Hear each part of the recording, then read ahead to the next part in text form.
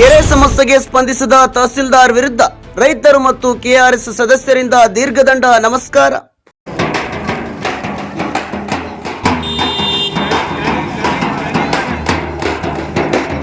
ಶಿಗ್ಗಾಂವಿ ತಾಲೂಕಿನ ಹಿರೇಮನಕಟ್ಟಿ ಗ್ರಾಮದ ಕೆರೆ ಸಮಸ್ಯೆಗೆ ಸ್ಪಂದಿಸಿದ ತಹಸೀಲ್ದಾರ್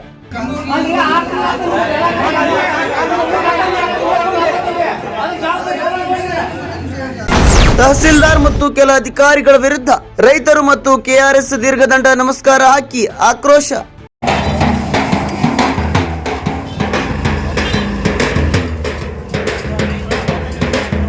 ಹಿರೇಮನಕಟ್ಟಿ ಕೆರೆ ಸಮಸ್ಯೆಗೆ ಸ್ಪಂದಿಸಿದ ತಹಸೀಲ್ದಾರ್ ವಿರುದ್ಧ ರೈತರು ಮತ್ತು ಕೆಆರ್ಎಸ್ ಸೈನಿಕರಿಂದ ದೀರ್ಘದಂಡ ನಮಸ್ಕಾರವನ್ನ ಸಲ್ಲಿಸಿದ್ದಾರೆ. ಇನ್ನು ಶಿಗ್ಗಾಂವಿ ತಾಲೂಕಿನ ಹಿರೇಮನಕಟ್ಟಿ ಗ್ರಾಮದ ಕೆರೆ ಸಮಸ್ಯೆಗೆ ಸ್ಪಂದಿಸಿದ ತಹಸೀಲ್ದಾರ್ ಮತ್ತು ಕೆಲ ಅಧಿಕಾರಿಗಳ ವಿರುದ್ಧ ರೈತರು ಮತ್ತು ಕೆಆರ್ಎಸ್ ದೀರ್ಘದಂಡ ನಮಸ್ಕಾರ ಹಾಕಿ ತಮ್ಮ ಆಕ್ರೋಶವನ್ನು ಹೊರಹಾಕಿದ್ದಾರೆ. ಇನ್ನು ತಹಸೀಲ್ದಾರ್ ಕಚೇರಿಯ ಮುಂಭಾಗದಲ್ಲಿ ಧರಣಿ ಕುಳಿತು ಪ್ರತಿಭಟನೆಯನ್ನ ನಡೆಸಿದರು. ಇನ್ನು ಹಿರೇಮನಕಟ್ಟಿ ಕೆರೆ ವಿಚಾರವಾಗಿ ತಹಸೀಲ್ದಾರ್ ಅವರಿಗೆ ಹಲವಾರು ಬಾರಿ ಮನವಿಯನ್ನ ಸಲ್ಲಿಸಿದ್ರು ಕೂಡ ಕ್ಯಾರೆ ಎನ್ನದ ತಹಸೀಲ್ದಾರ್ ಯಾವುದೇ ಪ್ರಯೋಜನವಾಗಿಲ್ಲ ಎಂದು ಪ್ರತಿಭಟನಾಕಾರರು ತಮ್ಮ ಆಕ್ರೋಶವನ್ನ ದೀರ್ಘದಂಡ ನಮಸ್ಕಾರವನ್ನ ಸಲ್ಲಿಸುವ ಮೂಲಕ ಹೊರಹಾಕಿದ್ದಾರೆ. ಇನ್ನು ಈ ಸಮಸ್ಯೆ ಬಗ್ಗೆ ಕೂಡಲೇ ಗಮನ ಹರಿಸಿ ಸೂಕ್ತ ಕ್ರಮ ಕೈಗೊಳ್ಳುವಂತೆ ಪ್ರತಿಭಟನಾಕಾರರು ಶಿಗ್ಗಾಂವಿ ತಹಸೀಲ್ದಾರ್ ಅವರಿಗೆ ತೀವ್ರ ಒತ್ತಾಯವನ್ನ ಹೇರಿದ್ದಾರೆ. ಇನ್ನು ರೈತರಿಗೆ ಬೆಲೆ ಕೊಡದ ತಾಲೂಕಾ ದಂಡಾಧಿಕಾರಿ ಯಲ್ಲಪ್ಪ ಗೋಣೆಪ್ಪನವರ್ ಅವರು ರೈತ ಕಷ್ಟವನ್ನ ಕಣ್ಣಿಗೆ ಕಂಡರೂ ಕೂಡ ಕಾಣದಂತೆ ಸುಳ್ಳು ನೆಪ ಹೇಳಿಕೊಂಡು ಓಡಾಡುತ್ತಿದ್ದಾರೆ ಎಂದು ದೂರಿದ್ದಾರೆ. Bureau report, news pulse, Haveri.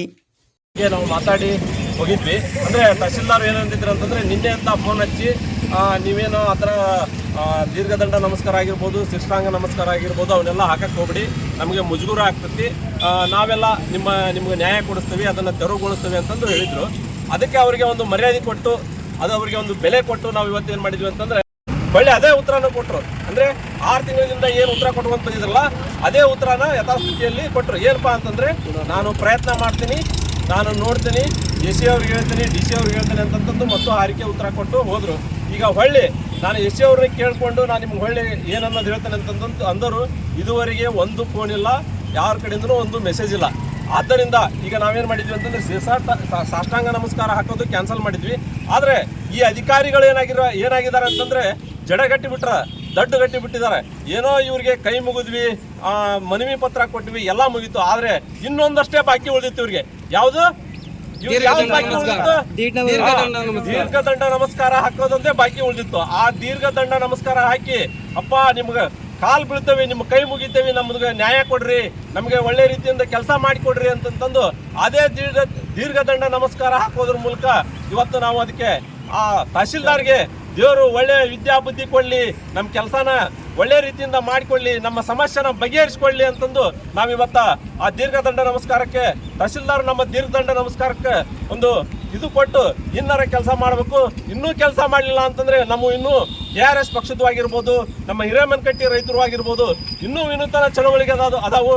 ಆ ವಿನೂತನ ಚಳವಳಿಗಳ ಮುಖಾಂತರ ನಿಮಗೆ ಏನು ಯಾವ ಥರ ಬಿಸಿ ಮುಟ್ಟಿಸ್ಬೇಕೋ ಆ ಥರ ಬಿಸಿ ಮುಟ್ಟಿಸಿ ನಮ್ಮ ಕೆಲಸನ ನಾವು ಮಾಡ್ಕೊಳ್ತೀವಿ. ಯಾಕಂದರೆ ನೀವು ಪೂರಾ ಜಡ್ಗಟ್ಟು ಬಿಟ್ಟಿದ್ದೀರ. ಅದು ಈ ಕಾಂಗ್ರೆಸ್ ಸರ್ಕಾರದಲ್ಲಿ ಮಾತ್ರ ಅಧಿಕಾರಿಗಳು ಏನಾಗಿರ್ತಾರೆ ಅಂತಂದ್ರೆ ಪೂರಾ ಭ್ರಷ್ಟರಾಗಿದ್ದಾರೆ, ನೀಚರಾಗಿದ್ದಾರೆ ಮತ್ತು ದುರಾದೃಷ್ಟರಾಗಿದ್ದಾರೆ. ಆ ಒಂದು ವಿಷಯದಿಂದ ನಾವು ಇವತ್ತ ಆ ತಹಸೀಲ್ದಾರ್ಗೆ ನಮ್ಮ ಈ ದೀರ್ಘದಂಡ ನಮಸ್ಕಾರವನ್ನು ದಯವಿಟ್ಟು ಅವರು ಸ್ವೀಕಾರ ಮಾಡಿ ನಮ್ಮ ಕೆಲಸ ಮಾಡಿಕೊಡ್ಬೇಕು ಅಂತಂದು ಈ ಮೂಲಕ ನಾವು ತಹಸೀಲ್ದಾರ್ಗೆ ಆಗ್ರಹಿಸ್ತೇವೆ. ನಮಸ್ಕಾರ. ಸಮಿತಿಯಿಂದ ತಹಸೀಲ್ದಾರ್ ಬಂದಾರ್ರಿ, ಬಂದರು ಹೊಳ್ಳಿ ಅವ್ರು ಏನಾರ ಕೇಳಿದ್ರೆ ನಿಮ್ಮ ಮ್ಯಾಗ ಆ್ಯಕ್ಷನ್ ತೊಗೋಬೇಕಾಯ್ತು. ಮುಂದೆ ಎಲ್ಲಾರು ಹೋದ್ರೆ ನೀವು ಮುಂದೆ ಹೋದ್ರೆ ವಯಸ್ಸಾಕೈತಿ, ನಿಮ್ಗೆ ಆ್ಯಕ್ಷನ್ ತೊಗೋತಾನೆ ನಾನು. ಅವ್ರ ಜಗದ ಮ್ಯಾಗ ನಾವು ಅಲ್ಲೇ ತೆರವುಗೊಳಿಸ್ಕೊಡ್ತೇನೆ ಅಂತ ಹೇಳಿದ್ರಿ.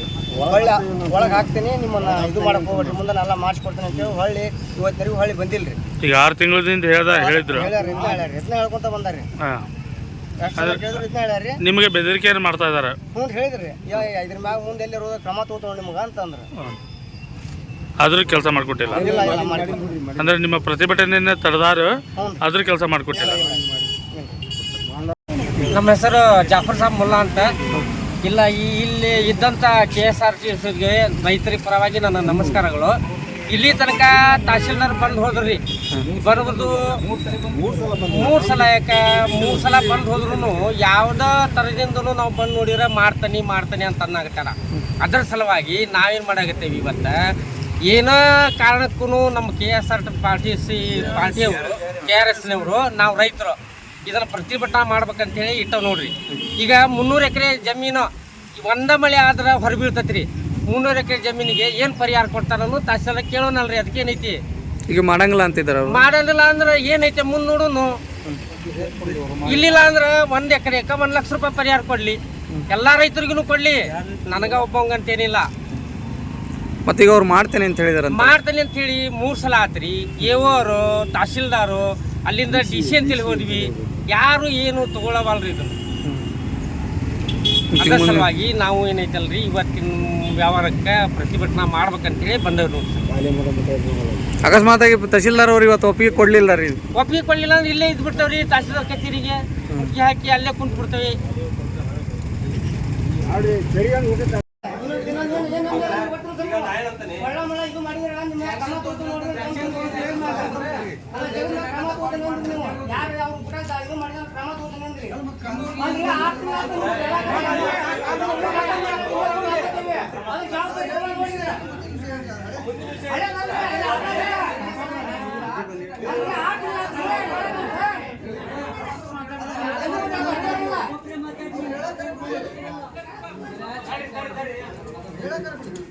ಅದೇ ಸರ್, ಈಗ ನೀವು ತೆರವುಗೊಳಿಸ್ತೀವಿ 22 ದಿವಸದೊಳಗೆ ತೆರವುಗೊಳಿಸ್ತೀನಿ ಅಂತಂದ್ರೆ ನಮ್ಗೆ ಪ್ರೊಸೀಜರ್ ಮಾಡಕ್ಕೆ 7 ದಿನ ನೋಟಿಸ್ ಕೊಡಬೇಕು.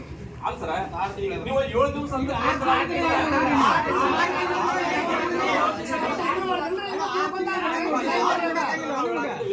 ನಾನು ಪದೇ ಪದೇ ಅದನ್ನ ಹೇಳೋದಕ್ಕೆ ಸರ್, ಏನಕ್ಕಂತ 6 ತಿಂಗಳು ನೀವು 6 ದಿವಸದೊಳಗೆ ಫಾಲೋ ಮಾಡ್ಬೇಕಾಗಿತ್ತು. ಪ್ರೊಸೀಜರ್ ಮಾಡಿ ನಮ್ಗೆ ನ್ಯಾಯ ಕೊಡೋದಾಗಿತ್ತು. ಇವತ್ತು ಮಳೆ ಬಂತಂದ್ರೆ ಸರ್ 2